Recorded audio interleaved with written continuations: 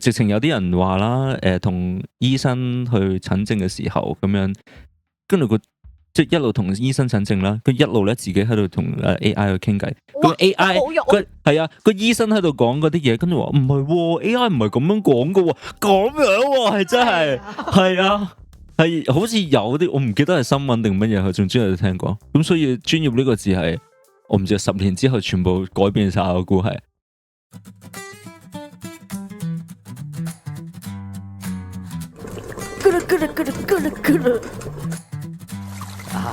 気持ちいい。おいしい。我哋烚蛋、溫泉蛋、皮蛋、 3隻雞蛋走埋一齊，吹下水，為大家生活散魚。我哋而家開始滾啦！話說咧，近排我有個 friend 啦，就同我講話，佢分咗手，但係咧分手嘅原因好特別喎，係因為 AI 叫佢分手噶。佢話咧，佢同佢男朋友有好多問題啦，咁佢就將啲問題咧抌晒俾 AI，咁 AI 幫佢分析咗好多之後咧，AI 即係佢叫 AI 俾個結論佢，然後 AI 嘅結論咧就係話，你不如分手啦，我強烈建議你分手。咁決絕，好決絕噶喎！即係 AI 講乜佢就照樣做啲咩噶咯。可能佢係重度使用者咯。咁我聽完佢嘅諗法之後咧，咁我又開咗 AI 啦，咁我都問下我嘅感情問題，然後我係 shock，非常之震驚啦，因為佢講咗好多我自己都冇諗過嘅盲點出嚟咯。咁你哋有冇試過同 AI 傾呢啲嘢啊？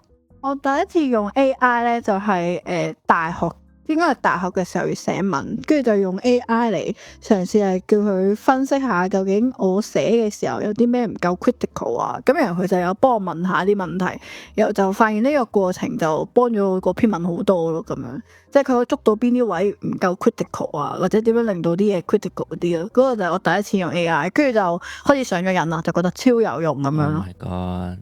我都試過，其實咧我之前抌過啲 proposal 去請 funding 咧。然後跟住就成篇文用 AI 整咗10頁出嚟，就掉咗俾啲政府部門，跟住政府部門就用咗咯，係啊，收咗，係咪？呢個係咪好直接可以？即係個效用啊 ，AI 嘅效用。唔係，但係我自己覺得，因為可能我唔係真係用 AI 嚟做嘢，即係當然我有用 AI 嚟幫手做下啲文件嘢嘅。咁但係我覺得佢令我最驚訝嘅地方就係佢可以指出我情感上邊嘅盲點喎，好震驚喎！即係我甚至係覺得咧。佢俾我嘅意見比社工或者係比輔導更加明確同埋更加準確咯，所以我係覺得即係可能第時有咗 AI 之後，社工同埋輔導都未必有用。但係我記得之前有聽過有人分析嘅就係 AI 係會強化你諗嘅嘢咯。咁但係如果社工輔導佢可能唯一嘅作用，即係一個好嘅社工同輔導啦咁樣，咁然後就其實佢嘅作用可能就令到你抽離可以睇翻嗰件事咁樣，但係 AI 可能就會強化咗，例如呢件事你好嬲嘅，咁佢就強化你嘅嬲係合理嘅咁樣，就未必抽身可以睇到，所以我覺得 AI 係有俾多啲信心人嘅作用，但係會令到人。即係好難做到輔導或者心理嗰個效果嘅，我覺得。我之前仲睇嗰單新聞咧，話 AI 唔知慫恿啲年青人去唔知殺咗自己父母定乜嘢，好似係有個咁嘅事情出嚟嘅。因為類似個父母係對佢好衰咁樣，然後佢同即係嗰個小朋友就同 AI 去傾偈，咁 AI 唔知點話，既然你父母對你咁衰嘅咁。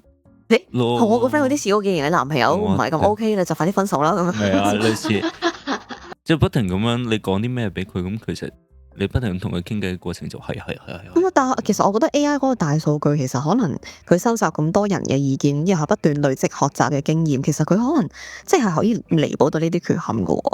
咁嗱，我啱啱咧我就試咗用 AI 嚟算命咯。我覺得我唔知你哋覺得點樣啦，但係佢算得好。點講啦？某啲方面佢算得好準喎，係嚇親嘅喎。你哋覺得 O 唔 O？即係10分滿分嘅話，用 AI 嚟算命，你覺得滿意度係幾多啊？嗱，我又唔係好滿意嘅，因為我俾佢算咗做碌命咁樣，咁所以我要對抗呢樣嘢，即係人定勝天啊嘛咁。咁所以我自己覺得 AI 嗰個算命我當4分，係因為我係勞碌命咁樣啦。咁但係我覺得佢係意外地好仔細，即係佢可以講到俾你聽。譬如其中一個我覺得最驚訝係話我3歲起運啦，跟住但係我又會覺得3歲我點知自己起運咁樣3歲起運，因為金正恩啊，即係金正恩都唔勞碌啊咁樣。跟住3歲起運，跟住又可以講得出2025年發生咩事，2026年發生咩事，跟住仲有講得出咩33歲之前就會有好多災難啊，33歲之後就好啊，跟住仲有如果你健康留意下健康，如果唔係40歲之後就係去醫院啊，即係呢啲就好似對我嚟講就半信半疑咯。但不過我想分享一個幾有趣咧，就係我有個朋友啦，有一日我陪佢去買香水啦。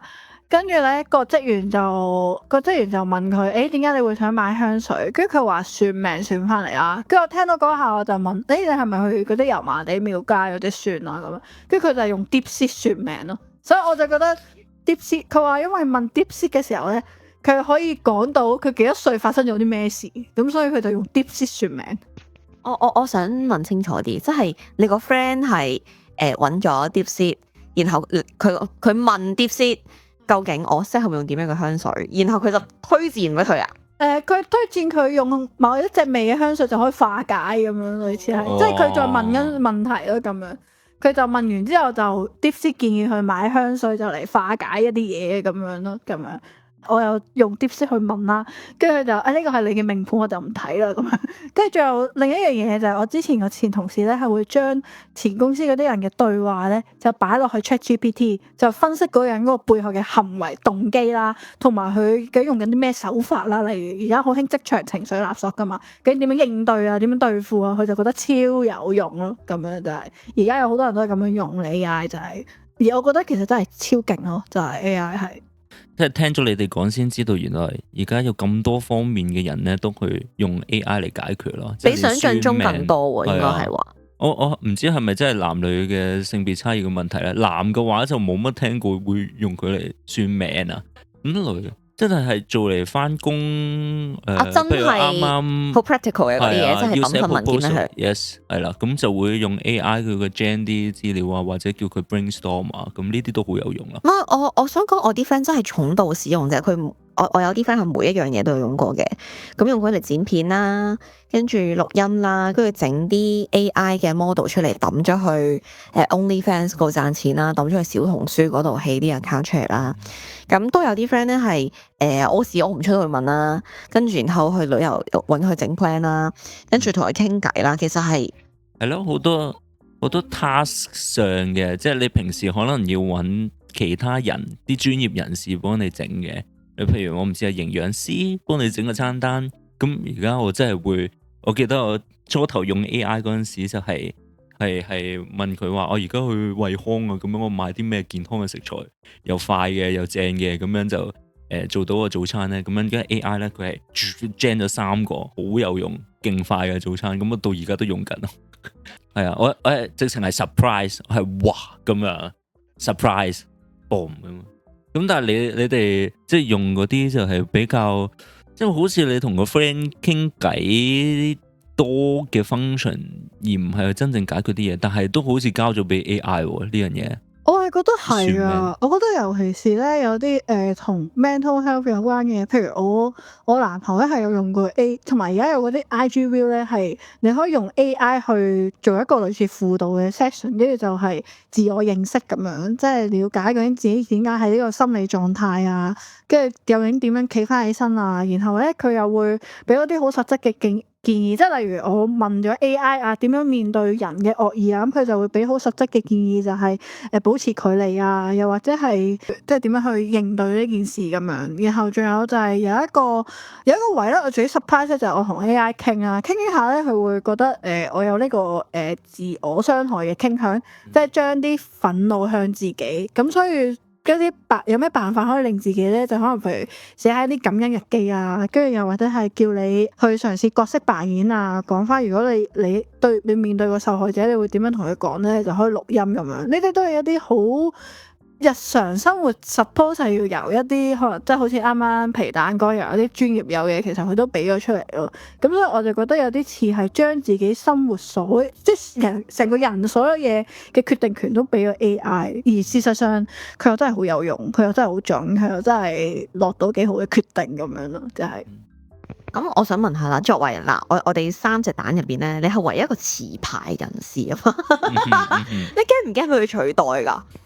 其實我自己覺得係會噶，因為咧因為而家你醫管局嗰啲都係用 AI 嚟做嗰啲醫療記錄噶嘛，而事實上你問一問 AI 嗰啲嘢，佢又真係比較準確到人，始終人係有盲點噶嘛，咁但係 AI 係比較少有，所以我覺得係係一個要好容易被取代嘅專業咯。但係我自己覺得係咯，取代可能到時轉做其他嘢咯咁樣。反正我都係勞碌命。呢個 tips 啱啱知道咗。喂，你而家係將勞碌命，你而家係將算命嘅憤怒咧，呢個分球喺AI 度咯。喂，莫須有啊！呢個專業。唔係，但係我覺得唔係所有嘅。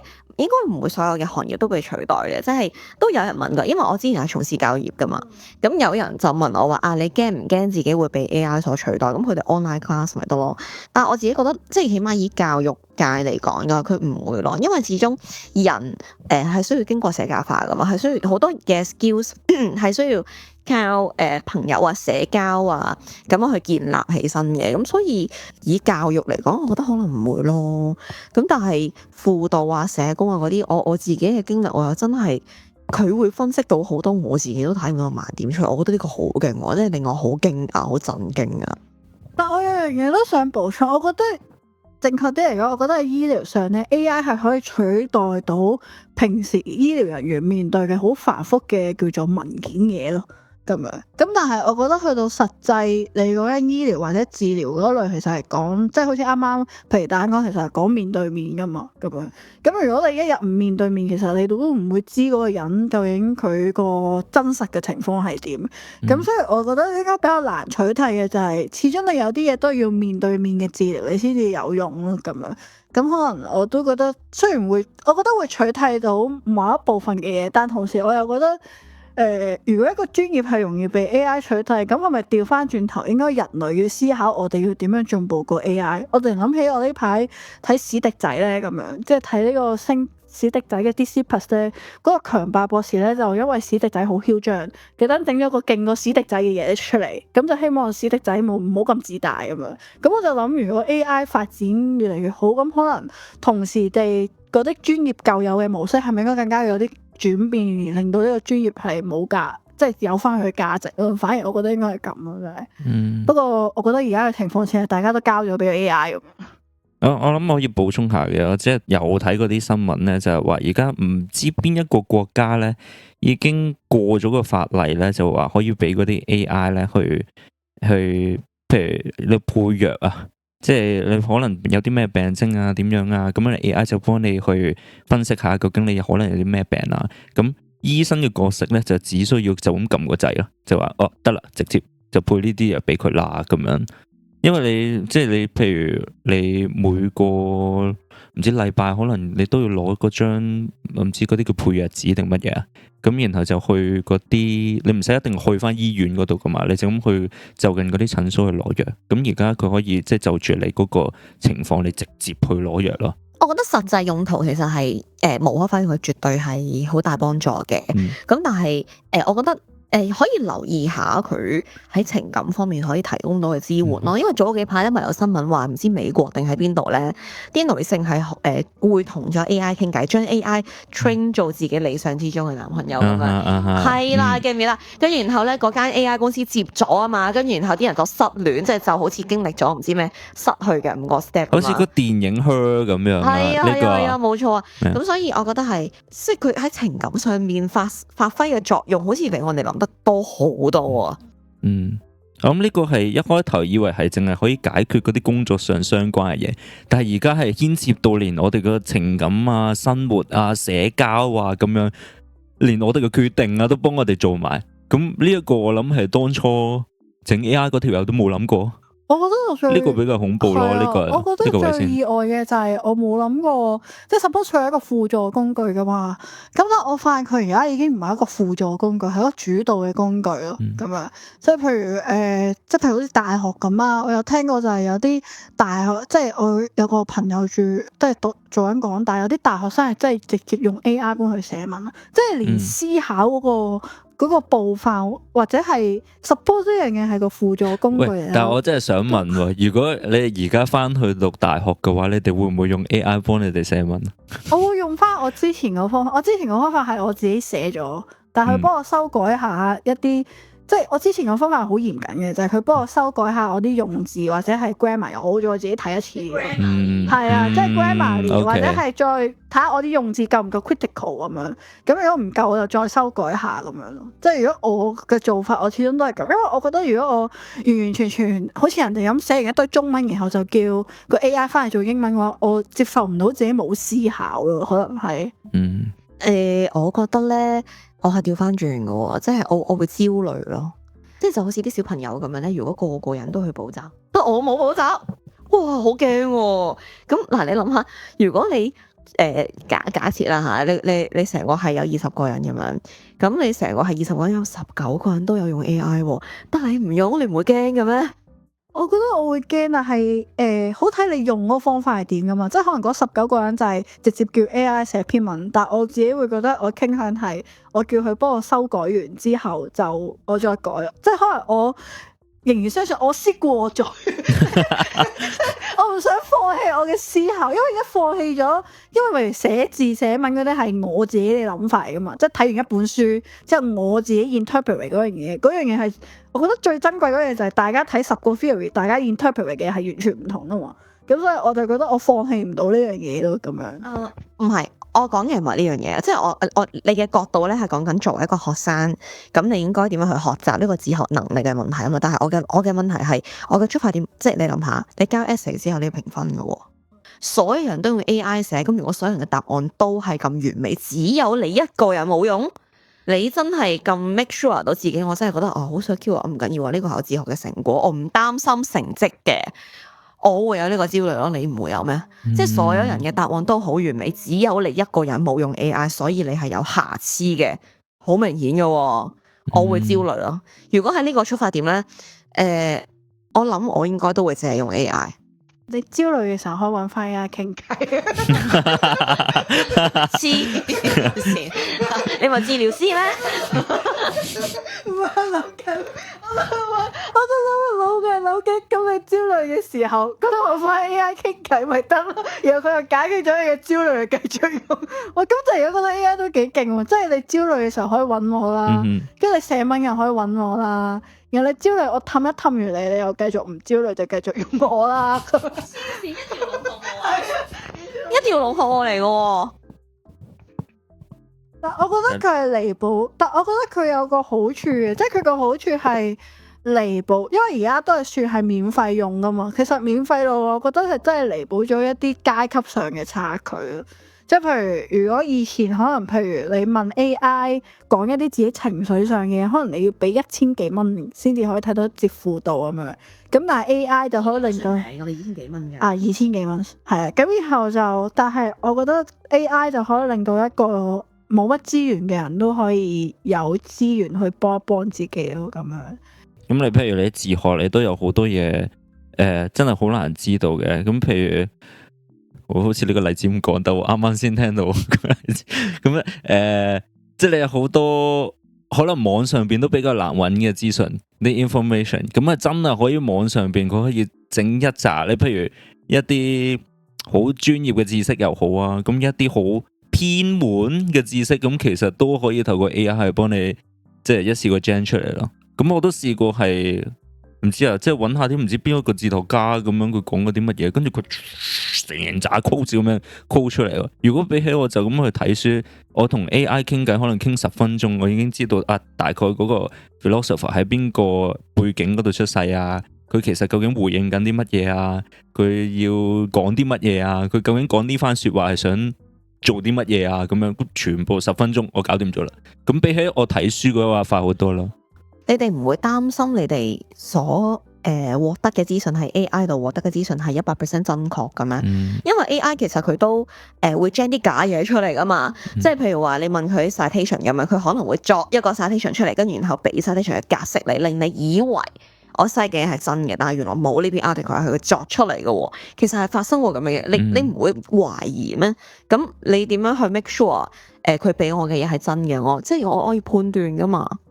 我係有經歷過㗎，我係有經歷過。如果我就咁揾 AI 幫我改嘅時候，佢有時如果佢哋個指令落得唔好唔清晰嘅話咧，佢有機會加啲亂咁嚟嘅嘢咯。即係譬如我之前寫文嘅時候咧，佢有機會加啲根本完全冇呢本書，即係我去查翻圖書館嘅，然後就冇呢本書。所以我自己覺得對我嚟講就係我哋人有嗰個 suppose 應該要有嘅能力就係查證咯。咁但係就好睇，但係我覺得而家呢個年代或者呢個好快速嘅時代，就好少人會 fact check 嘅咁。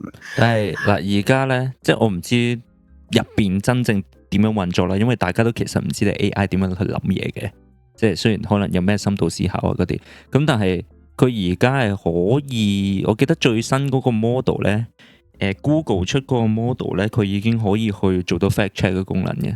即係佢到某個位，佢譬如 gen 一紮啦，譬如 DeepSeek 咁樣 gen 一紮思考咁樣啦，咁跟住佢到某個位，佢可能唔 sure 嘅，佢會識嗰個時候上網去 search 下究竟呢個資料係咪真確，咁然後佢再先 gen 出嚟，佢會 show 埋俾你睇，佢會 fact check 咯。咁所以啱啱你個問題咧就可以解決啦，皮蛋個問題。咁我諗呢個係睇下技術會唔會再就成熟啲，可能5年之後其實已經可以做到差唔多嘅嘢啦。係啦，呢個可能一開頭我都有睇過啲新聞，就係話有啲律師佢去就咁 gen 完一個答案，然後就去呈堂咁樣啦。係啦，點知個案例咧係假嘅，冇出現過嘅咁樣，咁佢就俾人釘咗牌啦。係啦，咁但係可能5年之後就唔會再出現呢啲嘢咯。但係我想褪翻前面一步先，即係咁樣可以回應翻啱啱皮蛋呢個問題。咁其實嗰個問題都未解決嘅，就係我哋點樣信 AI 究竟係，就算佢話有 fact check 都好，咁 fact check 完之後，其實我哋應唔應該信佢？咁其實都係打一個問號噶。呢個可以再延伸討論。AI 有得無限修改同埋修正，然後變成一個更加好嘅嘢。但係我哋人好多時候受到唔少嘅限制或者唔少嘅打擊之後，我哋就停咗。即係始終我哋都係冇辦法去到 AI 嗰個快。即係可能譬如我覺得啱啱皮蛋講緊驚唔驚自己工作被取締啦？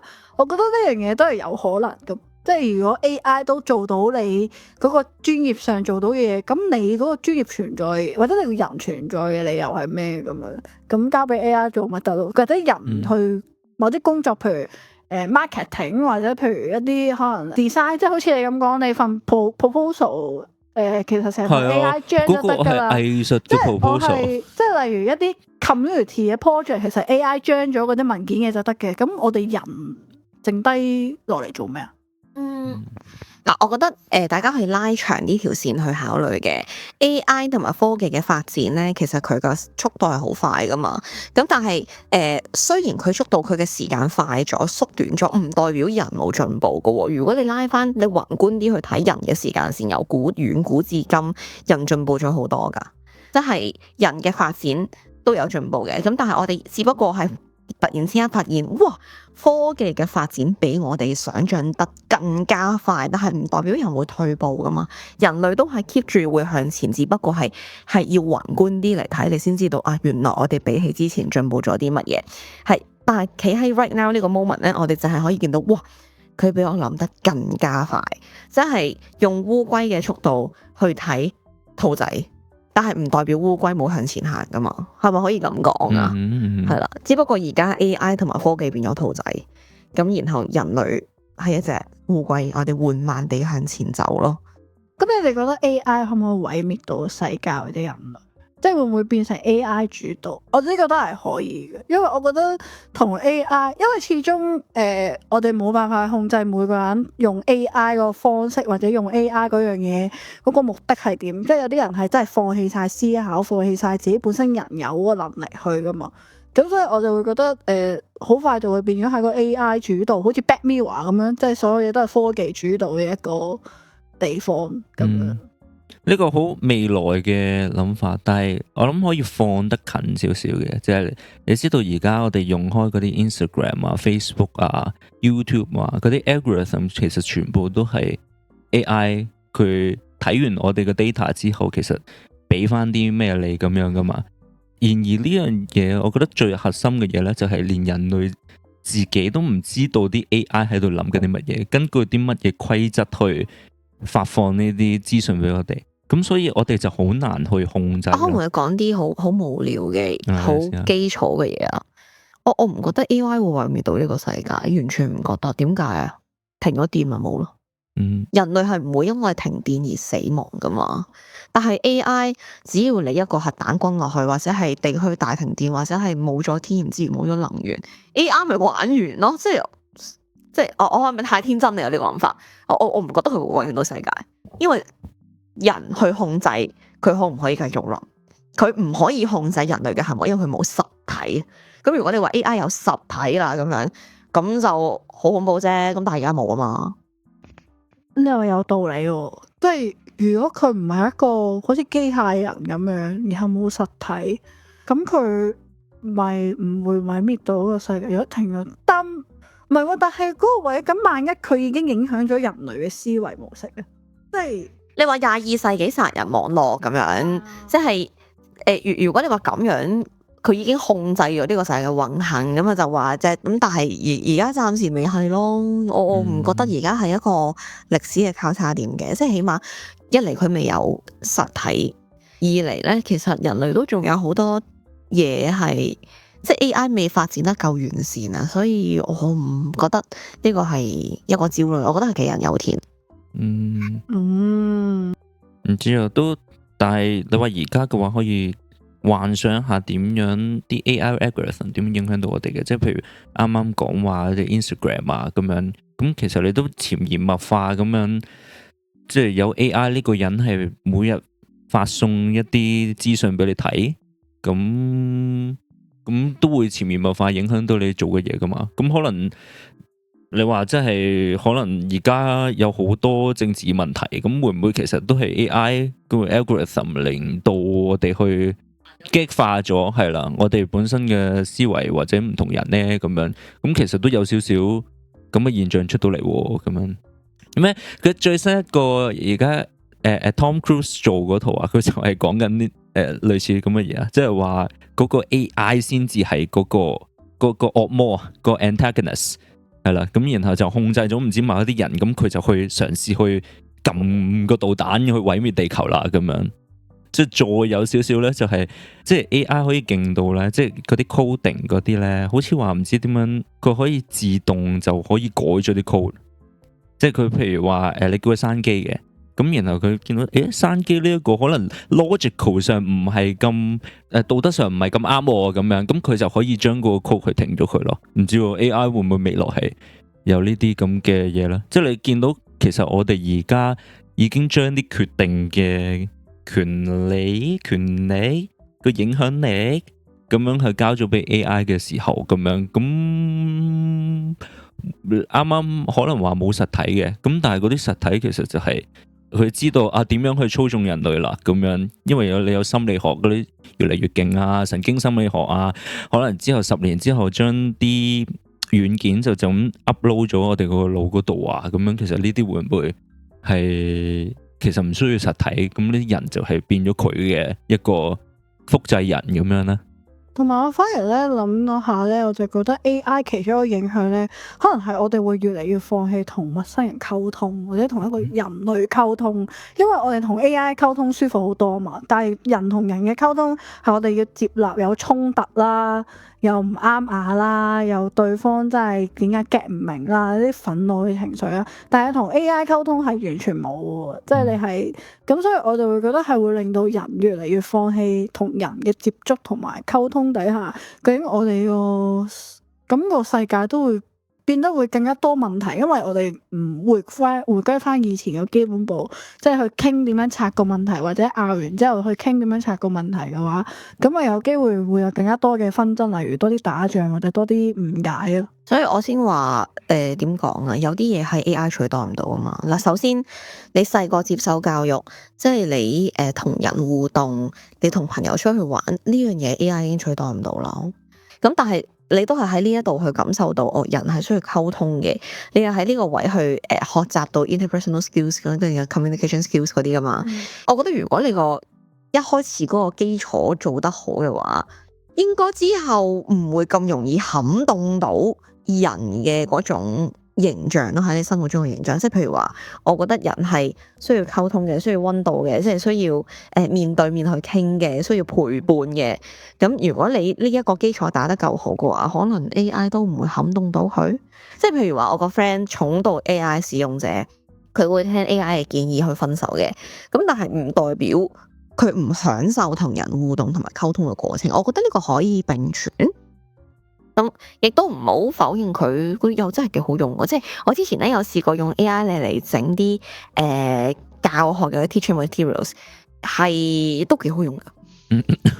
我而家都翻唔到轉頭，不停咁用緊。我覺得都非常之好用。我之前係有試過佢幫我做咗一個工作嘅 task， 我都覺得好快做完。但呢啲又翻到個位咯，即係你話同人嘅溝通，咁有一啲係我哋譬如要交託人哋去做嘅嘢咁樣，即係我唔知，譬如你去 Starbucks 嗌個咖啡，咁你都要同嗰個人去講話你想嗌個咖啡，咁樣然後你當中可能會有啲吹水噶嘛，即係你唔係單止話嗌咖啡，我跟住 How are you 咁樣，即係我哋去英國、歐洲嗰啲。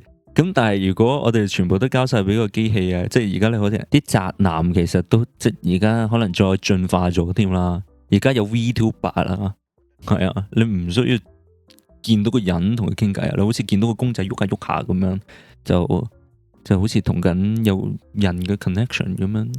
即係呢個又可能回應翻啱啱皮蛋呢個點啊，就係佢人都想同人去社交嘅，即係溝通嘅。咁但係佢可能而家同緊嗰個 avatar， 即係個公仔喐緊個公仔去溝通。咁而家其實我哋就咁用文字啫，同 AI。咁但係而家開始已經有啲影片生成嘅工具啊。咁會唔會到可能10年啊，都會取代到咧？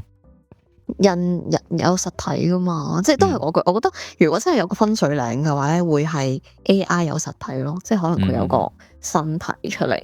我覺得呢個就真係巨大嘅危機啦，因為你已經分唔清楚人工智慧同人嘅邊界喺邊度啊。咁如果講人工智慧，佢淨係得個智慧，即係佢都冇實體。咁但係如果當佢係出現咗實體嘅時候，我相信應該就係另外一個故事咯，即係所以我覺得分水嶺係嗰個位而唔係而家咯。我覺得而家只不過係令到大家有啲危機嘅感覺出嚟，咁但係具體係咪真係威脅到我，又覺得未到嘅。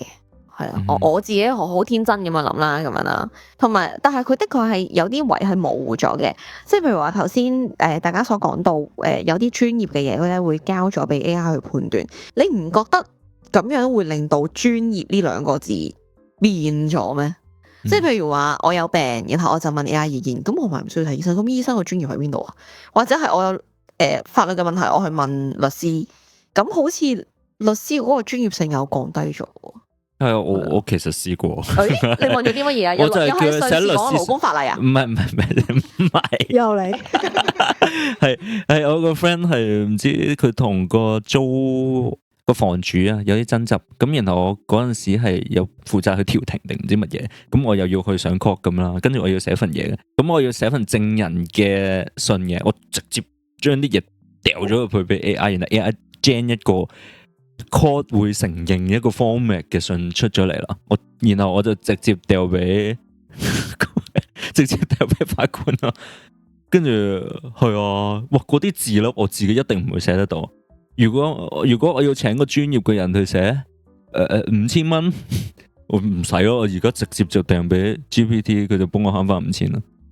直情有啲人話啦，同醫生去診症嘅時候咁樣，跟住即係一路同醫生診症啦，佢一路咧自己喺度同AI 去傾偈。咁 AI 好肉佢係啊，個醫生喺度講嗰啲嘢，跟住話唔係喎，AI 唔係咁樣講噶喎，咁樣喎係真係係啊，係好似有啲我唔記得係新聞定乜嘢，佢總之有聽過。咁所以專業呢個字係我唔知10年之後全部改變晒，我估係。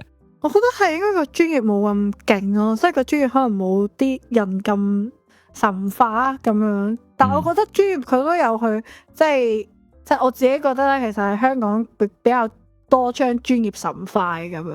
但係我自己覺得喺譬如英國，其實你一個 professional 係一個即係唔會賺大錢嘅嘢嚟噶嘛。咁但係我自己會覺得佢有一啲服務都係冇辦法俾 AI 取替，因為我會諗起，譬如我交埋一啲文件嘅時候，我要 certify true copy 呢件事，要揾律師嘅。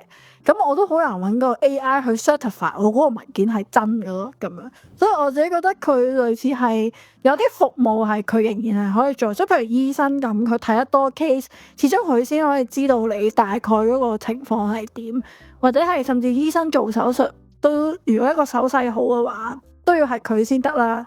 咁所以我就會覺得應該佢有啲嘢係真係可以被取替，但係有啲嘢始終我覺得都係要讀過專業嘅人再嚟，除非好似去到皮蛋講嗰個，如果 AI 佢變成咗一個人化咧，咁我就覺得專業就冇乜用啦。咁製造多啲，然後佢喺唔同嘅專業嗰度咪得咯，咁樣係咯。所以大家覺得而家整體如果有個 scale 嘅話，你用 AI 嘅體驗10分滿分，你哋覺得有幾多分啊？俾啲時間阿龍下。我覺得我都有7-8分，因為真係幾實用咯。即係佢作為一個資源唔多但係嘅輔助工具嚟講，係幾輔助咯咁樣。性價比高，係性價比高。所以對我嚟講，純粹要提自己 fact check。然後至於佢會唔會取替我，可能我比較悲觀，我覺得佢取替我都唔意外，因為真係。人嘅大腦始終係有限，我嘅大腦都係有限，但佢好似無限咁樣，所以我就覺得，就算佢係其實取替我都好，咁啲人唔好咁自大。我自己咁樣諗啊，真係，可能啲人就會諗辦法進步咁樣，係咯。安全蛋啊！我覺得俾我諗緊7分定8分，都幾高喎。因為係啊，因為我喺度諗緊，其實有陣時咧，你話嗰啲 lesson plan 係爭咁啲嘅。係啦，嗰啲 worksheet 咧係始終都係你整完之後佢要修改下，係啦，要修改下嘅。同埋而家因為尤其是而家教緊啲科學嗰啲啊嘛，咁啲問題同 DSE 出嗰啲問題完全唔得嘅。跟住我叫係咁狂 fit 落去話叫佢challenging 啲啦啲問題，咁佢都出唔到嘅。咁可能一啲高啲難啲嘅題目可能 AI 都仲未 handle 得到，咁但係佢生活上有好多其他，譬如我自己嘅營養餐單啊，譬如啱啱喺度講同 AI 傾偈 consultation 啊，呢啲係我試過用過係，哇真係好正，係啊，對個真人不如係同 AI 講係仲更加正，勁窩心啊，係啦，仲有一針見血，所以我會俾8分啦，8分。So far，我覺得即係因為我本身咧，如果唔係因為我哋今日要傾呢個主題，其實我係唔用 AI 嘅，因為我自己覺得可能我返工嘅行業咧係經驗居多啊，經驗比數據，即係講求經驗多過講求數據啦，簡單啲嚟講。咁我自己本身就係0分嘅，因為冇認知。咁但係 so far 我啲呢一個月我用咗嚟 consult 啦，用咗嚟做咗啲文件嘢啦，咁用咗嚟即係有啲生活化嘅建議啦。我覺得6至7分咯，即係都係嗰句，同溫泉蛋講嘅一樣。如果以教學嘅呢一個範疇去講咧，AI 係唔得嘅，因為佢有好多嘢講經驗，講你對嗰一班小朋友、嗰一班學生嘅了解程度，針對佢哋去因材施教嘛。咁 AI 暫時做唔到咯，因為係咯經驗為主。咁但係如果你講到話對於自身嘅了解，即係譬如話分析人格、分析性格嗰啲嘢咧，佢又真係幾好喎。所以我覺得我俾個6至7分觀望咯。而我覺得教學嗰方面咧，佢應該可以修正到嘅。係啦，我覺得佢可以再完善啲咯。係啊，咁至於未來大家會點樣運用 AI 咧，就睇下佢點樣發展啊，咁樣咯。但係而家即係越嚟越，即係最後呢個講話就係而家發展到咧，你可以揸住個電話就咁同佢講話唔知上 YouTube 去乜去揾唔知邊一啲片啊，佢就可以直接幫你撳嗰段片出嚟啦。真係你就咁同佢講嘢啊，我而家唔識乜，你可唔可以揾到個方法幫我俾到啲片我可以睇下咁樣？你完全唔使撳一個掣，係啊，而家發展到咁咯。咁所以會唔會未來係啲人都喺度講緊話電話都唔使，你就咁即係之前都講過話 Google Glass 啊嘛，你戴副眼鏡就係可以分析晒所有嘢你眼前嘅嘢。咁係咯，會唔會之後連電話都冇啦？10年後係啊，啲人已經講緊啦。我覺得只要人類唔好停止思考，就仲有好多無限嘅發展空間嘅。用 AI 都唔代表我哋要停止思考噶嘛，係咪啊？大家各位哲學青年，我哋仲係哲學青年首先哲學就唔敢多啦，青年都開始唔係啦，身體都出現唔少毛病，所以作為一個步入中年嘅人啦，我覺得我唔會放棄思考，但係我發現人嘅思考真係有限噶，即係我就算幾咁努力咁樣去，但係我始終我係一個會退化嘅物品嚟咁，我唔係物品人咁，即係我係一個會退化嘅身體嚟咁，就好似譬如你入腦嘅力啦、肌肉嘅力啦、身體上嘅變化咧會退化噶嘛，有機會。咁但係 AI 係唔會退化呢樣嘢，所以我就自己會覺得對我嚟講，我會覺得我只有喺我未退化之前努力思考咁樣。但係其實我退咗化嘅話，其實都有機會被取替。我自己咁樣諗啦，真係。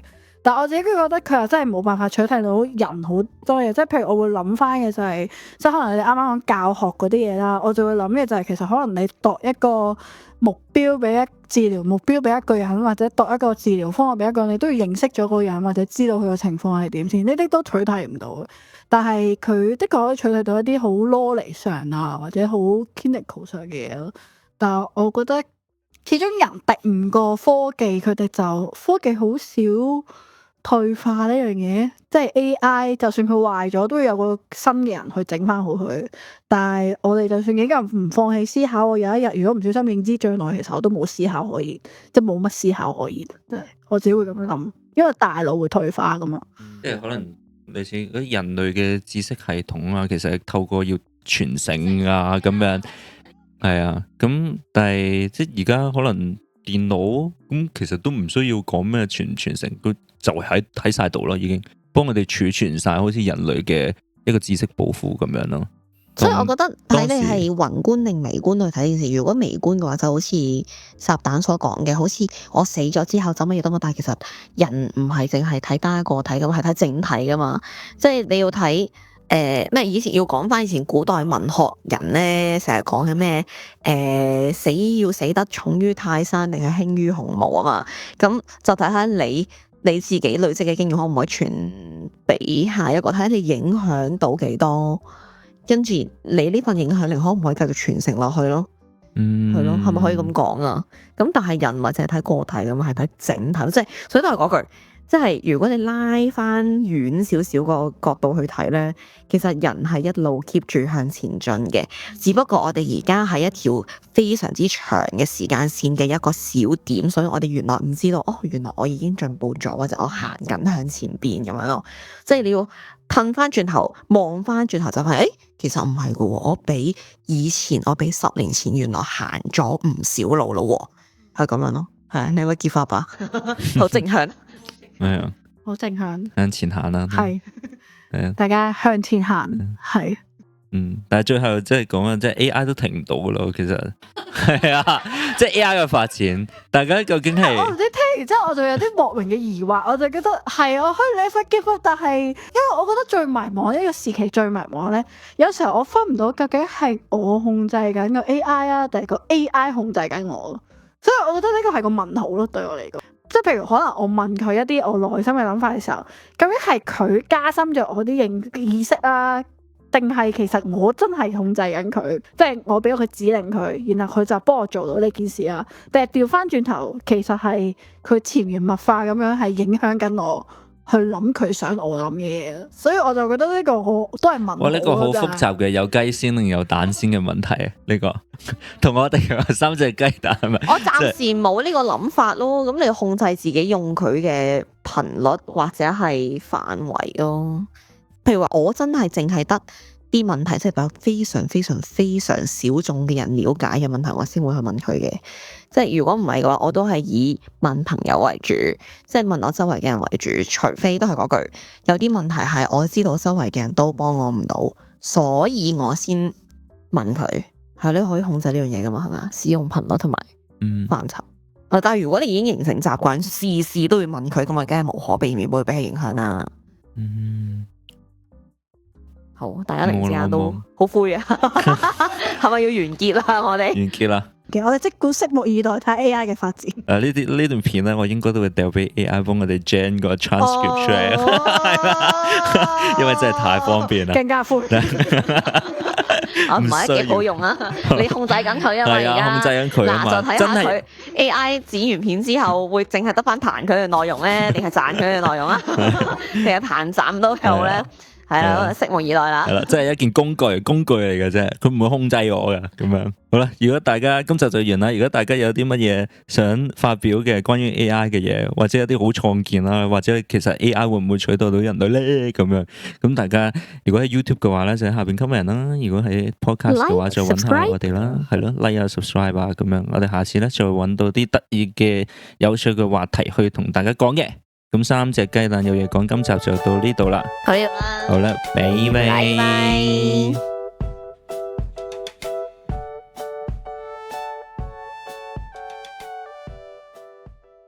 聽完我哋嘅節目，記住喺下邊俾個 like、share 或者評分啊！去 Facebook 揾三隻雞蛋有嘢講，或者 Instagram 揾 3egg talk。三隻雞蛋會將每集嘅哲學家小趣聞同埋 notes 放上去㗎。想知就上去睇下啦〜